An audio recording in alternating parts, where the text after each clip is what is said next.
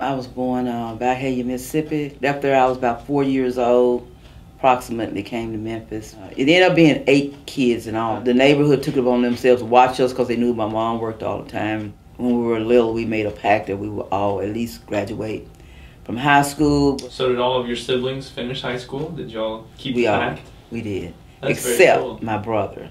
But he was the only knucklehead in the family. We all graduated from high school. I graduated in '69, and I had a time trying to find a job. I would at least 3 or 4 times a week, I would be up on the bus at 6 o'clock in the morning. Because I've been like from one end of Memphis to the other. Or I'd have all the little jobs that I'm going to go see about circle. I had taken the civil service test twice, trying to be a postal worker. And I was so disappointed when I didn't make it. I was dating this guy. He was a minister. And he was working at a lumber company, and they were delivering wood here, he was. And the director, Mr. Jim Hicks, was looking for custodian. The guy I was dating, he said, "My girlfriend is looking for a job." He said, "Do you hire women?" He said, "I will hire a monkey if he could empty trash and clean the toilet." Mr. Hicks was really funny. He was a funny guy. He came and he told me, he said, "I got this guy at this college called Southern College that's looking for a worker." And I said, "Really?" I mean, my heart stopped pumping. I said, "Well, is he hiring?" He said, "Yeah." He said he needs someone desperately. He couldn't keep anybody. But he told me, he said, "If you go today," he said, "May just gonna hire you today."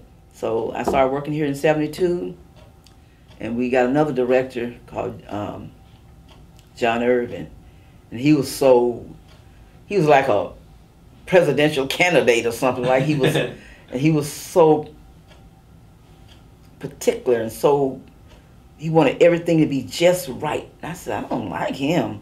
But I ended up liking him because he was an educated man, very educated. He taught me a lot of different things. And first of all, he taught me how to hold my temper. He taught me to be a young lady. He said, "You're nice." He said, "You're a great worker. I like your enthusiasm, and you just when I give you a project, you just jump right in with both feet." He said, "I like that." And he saw that, so he tried to keep me as a supervisor, but I wouldn't do it, and I told him I was going to quit. So I turned in my resignation, but he would not sign it. He said, "I won't sign it." He said, "Because you're too good a worker to lose." I did a lot of writing. There was no computers. There were no typewriters. And of course, Jerry Clay, that retired not too long ago, he ended up being my right-hand man. And another thing was I was afraid of height. Since I was supervisor, I wanted someone to take me to the highest part of this building. I found I could go to the edge and look down without getting sick of the stomach. So then after that point, I started changing light bulbs. I go up on the 12-foot ladder. I wanted the tallest one, because that would prove that I had gotten over my fear of height. And I looked down, I said, "Hey, I'm good up here." They said, "Oh, Miss Sadie, you rocking, girl." I was getting ready to let my job go as a supervisor, so I ended up getting this job here in the mailroom. Students were kind.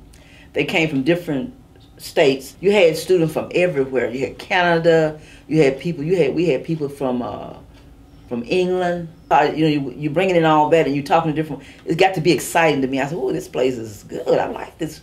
And since I've been here at the college, it's been like you've been on a trip, and you've enjoyed every aspect of that trip.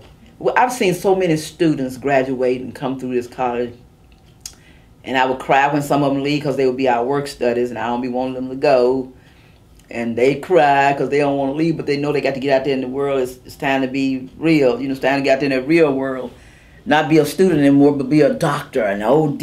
Your education is going to take you like wherever you want it to take you. That's the choice you have when you have a skill, or when you go to school, you get that piece of paper, you get that diploma.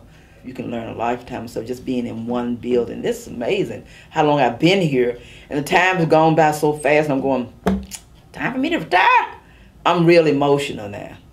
So I know it's going to bother me to have that little party, but they better watch out. Tears going to be flying left and right. Don't give me a box of Kleenex when I go in the room, because and then I may not break down. I may do pretty good. But I love everybody, and I'll always remember you guys, and hope you remember me.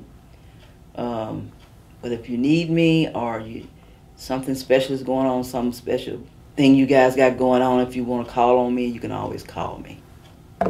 That's it.